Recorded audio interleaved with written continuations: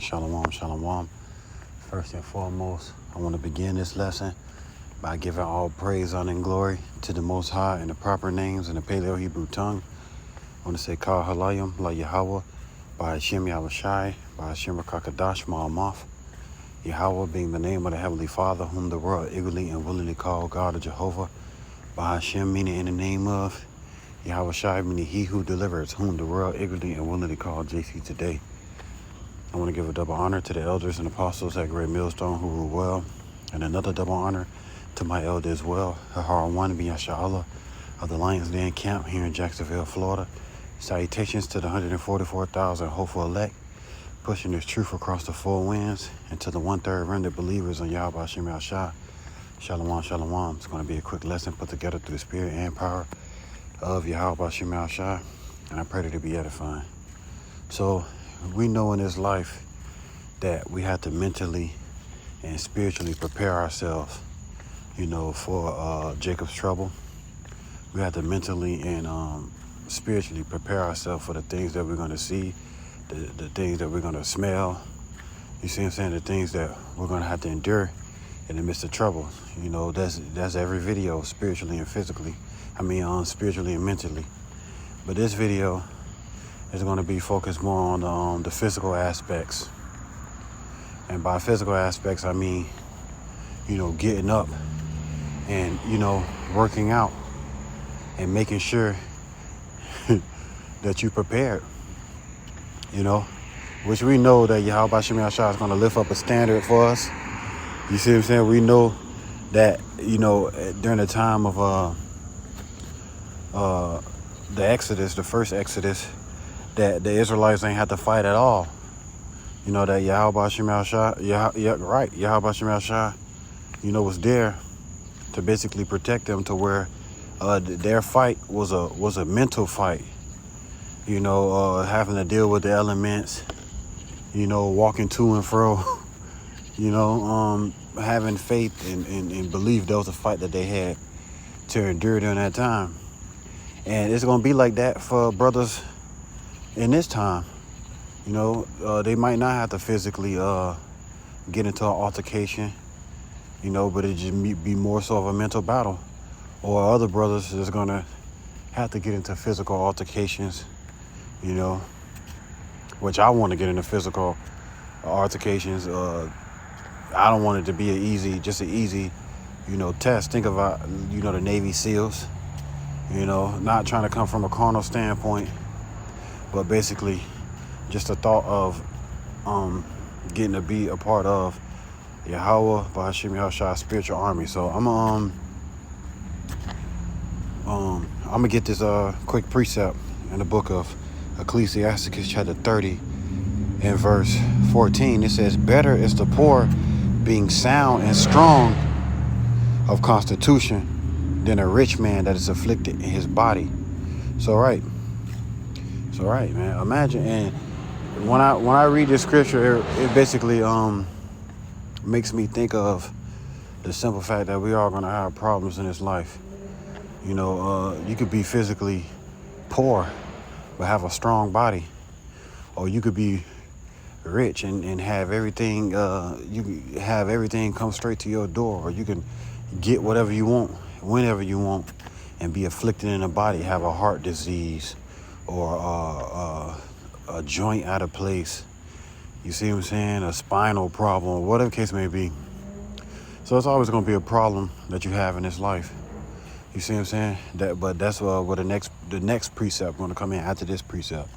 It says, "Better is the poor being sound and strong of constitution than a rich man that is afflicted in his body, health and good estate.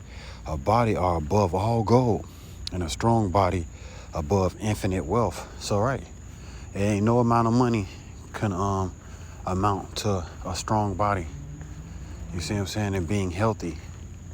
You see what I'm saying? Like they say in the world, health is wealth.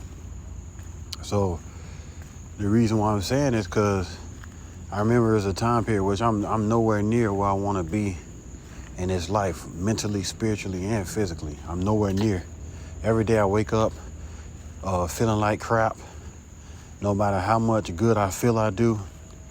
And I feel like I will never amount up to who Yahweh Shem Yahshua made me to be if I slack and I don't see it first. First you have to see it. You see what I'm saying? So I'm nowhere near where I want to be in this life, but I'm gonna get up every day and try to fix it. All right. Every precept that a brother bring out, they could bring out a precept on Esau Edom. I'm gonna feel like it's about me. You get what I'm saying? Not feel like it's about me like, oh, come against you. As soon as the precept come out in my mind, Father, please forgive me if I have any of those traits, basically what I'm trying to say. So I'm gonna keep going so I don't stray too much off the subject. But it says, health and good state of body are above all gold, and a strong body is above infinite wealth. So, right, when you start working out, you get this thing, it's called body dysmorphia when you start working out. And body dysmorphia is basically, no matter how much you work out, you don't feel as if that you're going nowhere. You don't feel as if that you're getting nowhere, and that's body dysmorphia. The whole time the people around you can see that you're getting somewhere. So my whole point being is get up and work out. You see what I'm saying? For the brothers out there, just pray to Yahweh Shem Yahshua and ask him to give you the motivation and the discipline to get up and do it. I picture certain things in my head, and that makes me get up, and is basically the driving force to make me get up and, all right, let me do some push-ups, some pull-ups.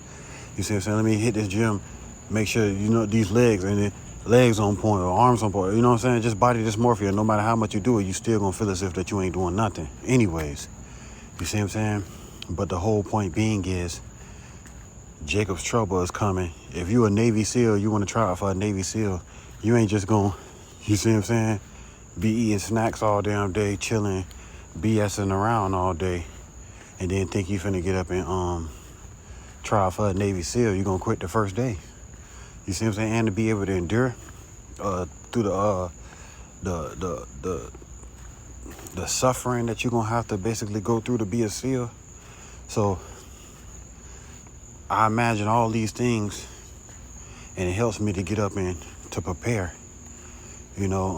mentally, spiritually, and physically when it comes to, the whole rundown on what it means to be a man of the Lord. You get what I'm saying? But, right, health is wealth, man.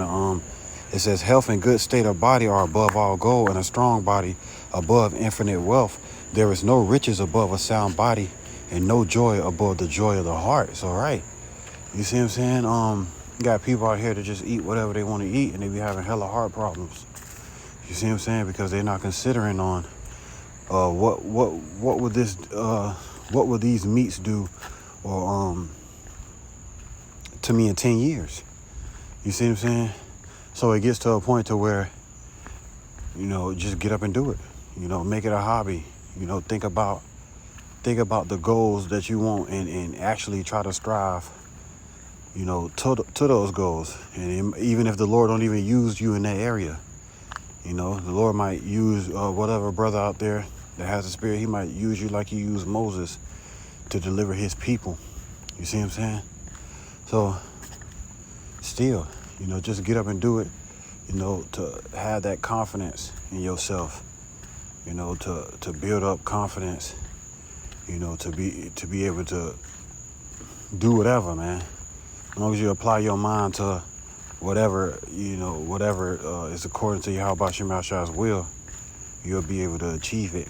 As long as you apply your mind and have the discipline and the motivation to be able to do it. And that's in all aspects. So let me get this next precept right quick. In the book of 1 Timothy. I done passed it. 1 Timothy chapter 4 and verse 8. It says, for bodily exercise profited little, but godliness is profitable unto all things, having promise of the life that now is and that which is to come. So, right, bodily exercise is going to profit little. Like I stated earlier, body dysmorphia. You see what I'm saying? And it ain't no amount of bodily exercise that's going to get you to the level of Samson, Judas Maccabees, or David. You see what I'm saying? All those forefathers, they basically trusted on the Lord. And the Lord is what basically caused them to tread upon their enemies. You see what I'm saying? The Lord is he who teaches our hands to war. You see what I'm saying? But just that motive, just that mindset to get up and to go work on yourself, man, it puts you in a different mentality. You get what I'm saying? Just knowing that you ain't here for no woman. You see what I'm saying? Because I hear stories about, personal trainers say, oh, a man will be working out and he'll be working out until he get a woman. Once he get a woman, and next thing you know, you don't see him no more. You get what I'm saying? Knowing that you ain't getting up doing it for no woman, because the women gonna come regardless. Women are attracted to power, and power can come in all forms. So what I'm saying is get up and do it for yourself. Get up and work hard on yourself for yourself. You see what I'm saying? I remember there was a point in time in my life to where the Lord was taking me through so much, right? And in the midst of that, what it says, I meant to get that precept. It says, every man at his best estate is altogether vanity. And, the Lord will allow you to get to a point, and then if you get prideful in that point, if you get prideful, the Lord can bring you back worse than you were at first, right? So I remember I was going through a lot at one point, and the Lord was taking me through so much. I remember I had worked like 11-hour shift at a warehouse, and I had to walk like 3 hours home to get home after work. It was years ago. And I had to walk across the bridge in some heavy ass boots. You see what I'm saying? So I walk across the bridge in some heavy boots, man. Man, them boots took my knee right out of place, because there's certain boots that you're supposed to wear for construction and certain boots that you're supposed to wear for warehouse. I had on construction boots at a warehouse, and it was basically tearing my knee apart. And I would say after a certain amount of time, I realized that my knee was causing me a lot of problems. So I had to do therapy on my knee, and I basically didn't have no therapist, so I had to physically repair my knee by myself, which it wasn't me, it was Yahweh Bashim Al-Shah that healed my knee, because at that time I probably was only like 21, 22, and your knee ain't supposed to be feeling like this at 21, 22. But after I walked across that bridge, man, my knee ain't been the same. So I started wrapping my knee up every day. I was wrapping it up every day to give it a chance to heal. You see what I'm saying? And at some point, I said, all right, it's time for me to start running on my knee. So the mindset that I had to heal this knee, I was diligent into healing my knee, because I knew that if I didn't, it would mess up my workout, my future workout. You see what I'm saying? So I started running on the knee like Forrest Gump when he broke out of those whatchamacallit. That's what it's feeling like. And after like the first 100 steps, man, it hurt it. It hurt it so bad, but it's like by that 100 steps, something snapped. And it's like my knee been stronger than ever since then. But it was like the mindset to get up to heal it first. And that's where I'm coming from, for this lesson, to basically get up and work on yourself, see how many, let me get that again. It says, for bodily exercise profited little, but godliness is profitable unto all things. Godliness is profitable unto all things. You see what I'm saying? So right now I'm not physically talking about the reading and doing lessons and stuff like that in this lesson, but I talk about it in all my lessons. This lesson I'm just talking about working out. What it says, but godliness is profitable unto all things, having promise of the life that now is and of that which is to come. So, right, having Yahweh Hashem Al-Shah is what's going to lead us into this life, and through this life, through the midst of Jacob's trouble, through these hardships, through the sufferings that we have to suffer, and into the next life, the comfort. You see what I'm saying? Understanding what it means to be a God, small g, with Yahweh Hashem Al-Shah. You see what I'm saying? So that's what really is going to profit over all things. But you still don't want to have the mindset knowing, I'm a man of the Lord, so I can just sit here and chill. I don't got, You want to have that mindset, man. You know, just thinking about how hard our forefathers used to have to work in the field. You know, imagine having your own farm. You have to get up, you have to move heavy ass bags of hay, corn, whatever. You know what I'm saying? So you want to have the mindset right now. You know, to get up and make something shake, add it to your daily routine. You know, slice a few hours off of your hobby, and you know, make this a priority. Let me see how many push-ups, pull-ups, or dips I can do. You know, how many miles I can run, or whatever the case may be. It ain't gonna get me nowhere, but I'm still gonna do it to be the best version of myself. You know, to have that confidence within myself. You know, to know that I can do all things through Yahweh Shem Shai, and I can conquer all things through Yahweh Shem Shai, meaning the point that I'm coming from. You see what I'm saying? So those gonna be the only two precepts I use. I was gonna go into, you know, Isaiah 4:1 with women and stuff. You see what I'm saying? Which really don't matter because, you know, women are gonna be attracted to the Spirit of the Lord anyways. You see what I'm saying? But when you get up and work on yourself, you know, you ain't gonna be worried about no damn woman, because woman gonna be worried about you. You see what I'm saying? You ain't gonna no longer be in that mindset. You know how men be, bro. You know how we be. You go out looking for something. You see what I'm saying? You go out looking for something, and the first thing that show interest in you, I take it. Sold. You know what I'm saying? Sold. I'll take it. You see what I'm saying? The whole time, this is a piece of shit. You know, she ain't worth shit, man. She a piece of shit. Hell no. Let me go pass by the first 20 first. And then I'll let y'all know who I decide to choose. You see what I'm saying? That's the mindset. You see what I'm saying? Not having that scarcity mindset when it comes to women. Work on yourself first. You see what I'm saying? So like, I ain't mean to say it so harsh, but work on yourself first.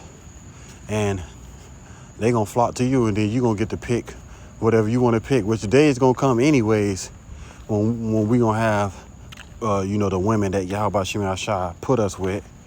You see what I'm saying? But in that time, we're gonna be able to rule our spirit.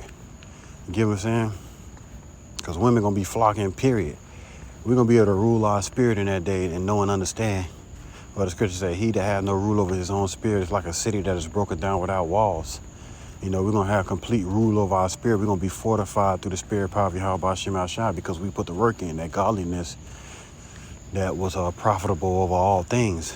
You see what I'm saying? So put a little bit of love into yourself, man. Pour into yourself. You see what I'm saying? Not to look good for no woman, but to be the best version of yourself, and to know, you see what I'm saying, that you're going to be able to make some shit shake when it's time. You see what I'm saying? Through the spirit power of Yahweh Shem Shadow. You know, not through your own will, or not through us being a man. So yeah, man, get up and make something shake for yourself, man. I pray this lesson was edifying and motivational. You know, on to the next.